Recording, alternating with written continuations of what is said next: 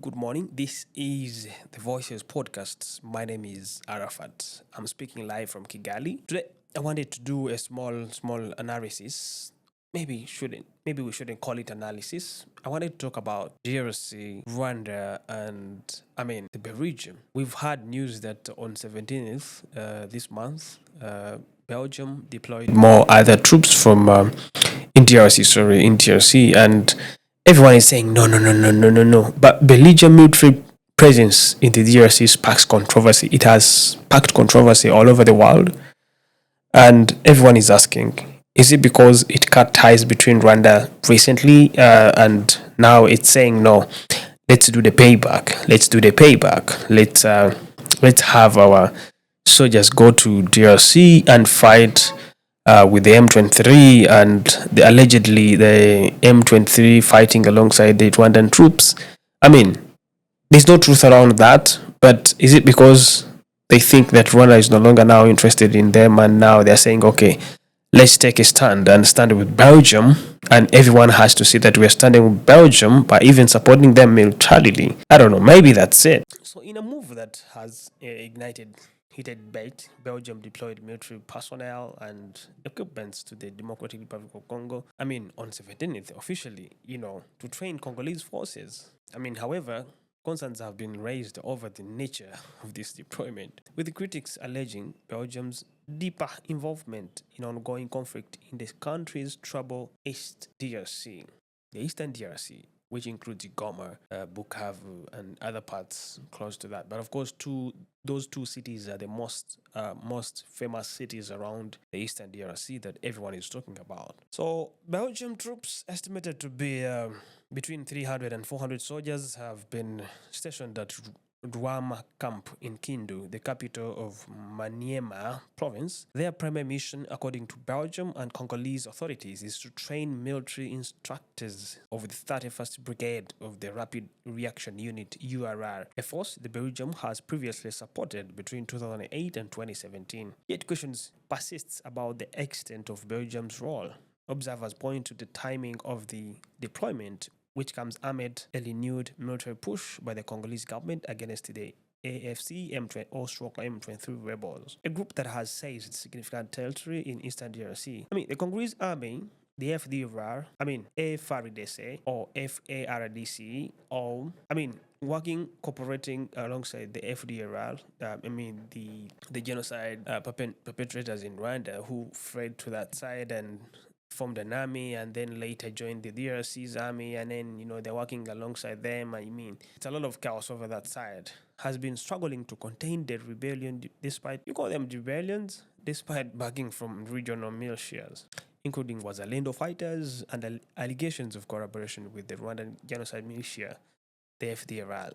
Everyone knows this, that these guys are working alongside the FDR, and the FDR is known for having really participated in the genocide. They're the ones who initiated genocide and killed people around here in the country and then fled to that side and later formed the army. And now this army is the same army that is working alongside the FRDC, the Congolese army, government army.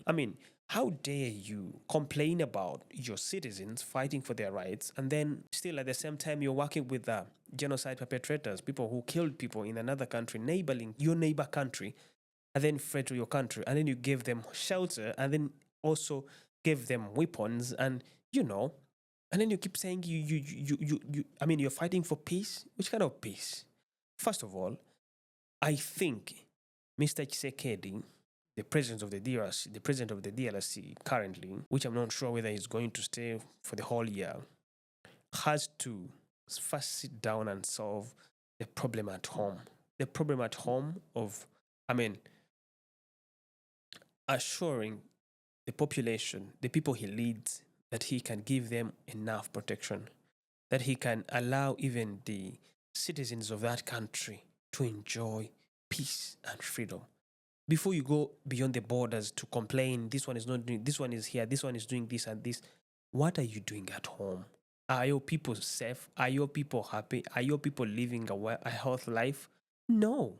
Come on, apart from just complaining about the war in DRC that, Rwanda is extracting minerals and these other countries are extracting minerals, first of all, leadership in that country has really failed. I mean, DRC is one of the countries that receive a lot of support, funds from the World Health Organization. They're suffering from a lot of diseases.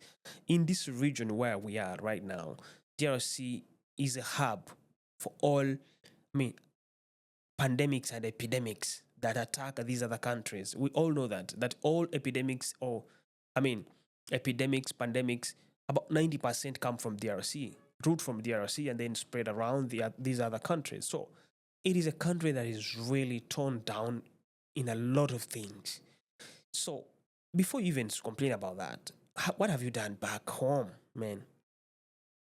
The controversy on March 14, Congolese media outlet Actualité deleted an article claiming that Belgium receives 20 million euros from the European Union to equip and restore the infrastructure of the 31st URL Brigade.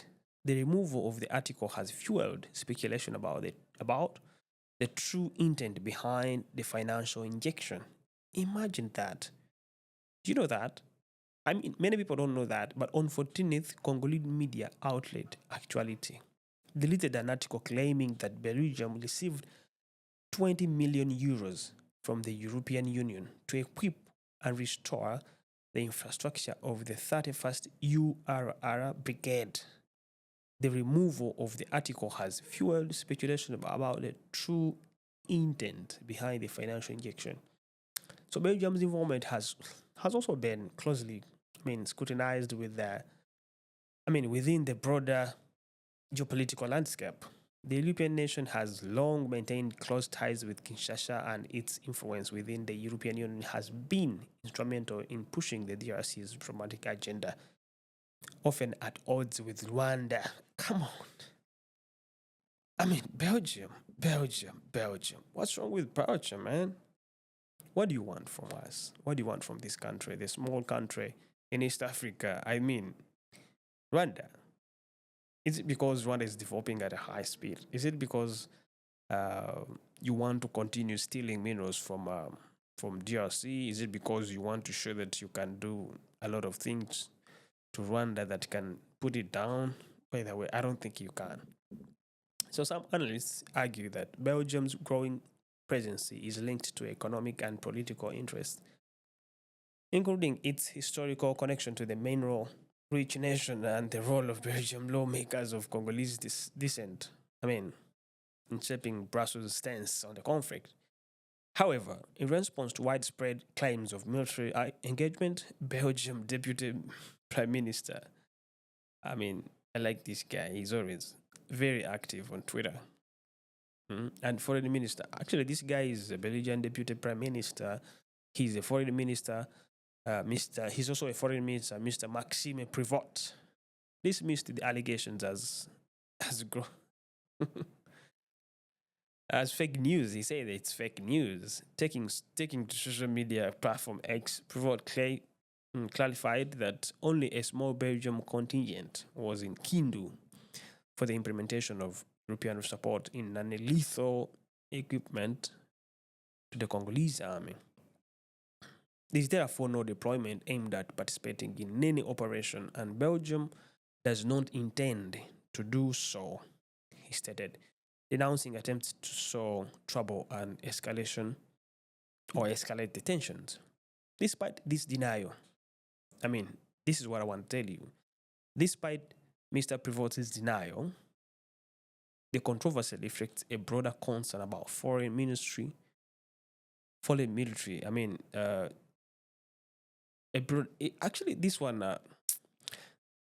The controversy has really reflected a broader concern about foreign military involvement in the DRC's prolonged crisis. Why do we need a foreign military coming up to fight local people who are fighting for their peace? It's really, really messy to hear that happening, yeah? While Kinshasa has accused Rwanda of backing the M23 rebellion, a claim Kigali denies the influx of external forces, including European mercenaries and now Belgian trainers, raises concerns that I mean, the conflict is becoming further internationalized. I mean, the other side, people are following the Rwanda process to solve the problem. And then the other side, Belgium is deploying more soldiers and giving them, equipping them with, guns, I mean, weapons and different types of weapons, training. I mean, what is that? How do you have a negotiation in place and at the same time planning the war? Come on. Or deploying more foreign soldiers or military to come and plan the war. It's like you're not interested in the peace. You're not interested in peace at all. You just want to be ready that you know that this kind of peace is just, you're just doing it for the sake, but you're not really sure that it's going to work.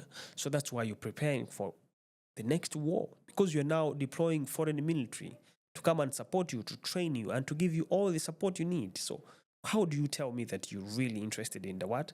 In the process of peace negotiations and having things put on table and discussed and see. And these things are really, really, really, very easy. Very easy. I like the fact that some people have really now started to appreciate it and really get to understand this problem. Rwanda is saying, I mean, give us the permission to go in the forest and hunt down the FDRR, the people who killed our people back home and fled here and formed an army. Or because you know where they are and you've given them support, you've armed them, you've given them everything they needed, and you've now also integrated them in your army. So you have all the information that we need to get these people. Give them to us, and then you will not see any problem. You will never hear a problem with us. Second, allow these people who are Congolese to have peace in their country. We are tired of having them crossing border, coming to our side, seeking for refugee, and going all over the whole region seeking for refugee. Why don't you host them? Why don't you give them peace? Because these are Congolese, you can't deny that. These people were born there, their parents were born there, their parents were buried there, their grandparents were buried there, and then you keep saying you want them away? Come on, it's not understandable. No one can understand that. You need to accept that. Those are two key things. Integrate or, inhabit them. Give them where to stay. Give them peace. These people will never fight again. And then for us, what we need is a secured border. We need to secure our borders. That's what Rwanda is presenting. It's saying, you know what, we need our border to be secure. And to be secure is because we need to be sure that we don't have anyone planning to cross it. So if we know where that person who wants to cross the border is, then we need to get that person as fast as possible. And then once we get to that person, then we'll be done. You get it? And now DRC is saying, no, I can't give you the FDR because they are my guys now. I'm working with them. They're supporting me. They know everything about Rwanda. So they know whatever they can do anything for me. They can plan for me any war against Rwanda. And they're saying, I can't have these guys, inhabited back home or given where to stay at home, the M23. They should go out of the country because they're Rwandese. I've been in that country for over 100 years. My parents have been there and I've lived there. I was born there. And you tell me I need to go out and go to Rwanda, the country perhaps my grandparents left maybe 200 years ago? Come on. That can't happen. That can't happen. This is a very big problem of the whole region. Everyone was cut from the other side. When you look in Uganda, we have people who speak Nyarwanda and who are on the border of Rwanda and Uganda, living the other side of Uganda. When you go to DRC, when you go to Tanzania, we have people who speak Kinyarwanda, who are in Tanzania, who own land, who live there, who have been, given nationalities of Tanzania. They're nationals of Tanzania. And now they don't complain about a thing. Kenya has people who are living in those areas that were from the other side of Uganda. We have this because when they were drawing these lines that separated us, all that happened. So you can't blame that to us. I mean, Kisekedi needs to understand that he needs to first solve the problem back home. This is a domestic problem. He needs to resolve that before he goes to the secondary problem of, I mean, blaming people that you too, you are doing this, you're doing this. I mean, that's what I have to say. And I don't know why. I mean, many critics, I mean, continue to argue that military solution alone will not bring lasting peace to Eastern DRC. As Kinshasa continues its lobbying against Rwanda and lamps up its military offensive, voices calling for dialogues between the warring parties remain sidelined. I even did think of DRC robbing everywhere, everywhere. I like the Senate, the US Senate, who talked about what he saw in Rwanda and DRC. That guy is wonderful. He talked about all the truth that everyone was hiding. And when I look at DRC, I don't know what they're going to say now to the US because the guy has brought it all out. Maybe he might not have a lot of power to supplies all the money this guy is pumping into these guys out there. But the truth is known now. He may continue robbing, but I don't think he will really win this war. I mean, he cannot. He cannot. He needs to accept the dialogue and he needs to sit down on the table and discuss with these people. Discuss with the M23 and discuss with Rwanda on how to resolve the issue of the FDRR. Then the problems will be solved. Then the guy will still own the country and then will be the president. I mean, that's what I think. But still, many people have continued to say that he does not even have at least 20% of the capacity to lead a country. And I mean, so many people have continued to say that. And even the former president of the DRC has said that too, that the mistake he made, I mean, it's just a lesson. Giving him power was meant to happen for him to learn that lesson. But now he's learned the lesson. He cannot do it again. So he's saying if he had an opportunity, he would take him off the chair. So, with Belgium's role under scrutiny, the question remains whether external interventions, I mean, the question is still there, but will the external interventions, I mean, will this stabilize the region? I mean, the external interventions, will they? Can we rely on external interventions to resolve this issue? Or this exacerbates an already volatile situation? That's a question I'm posing out there. This is the question I'm also raising. I don't know. Having Belgium, having these France, having these other countries, having Germany, having Canada, having all these countries that raised sanctions on Rwanda, I don't think the solution is within them.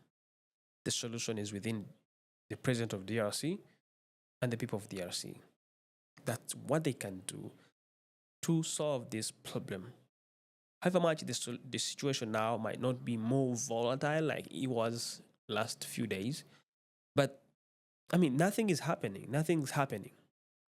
So thank you so much, guys. That's what I had today, and see you next time.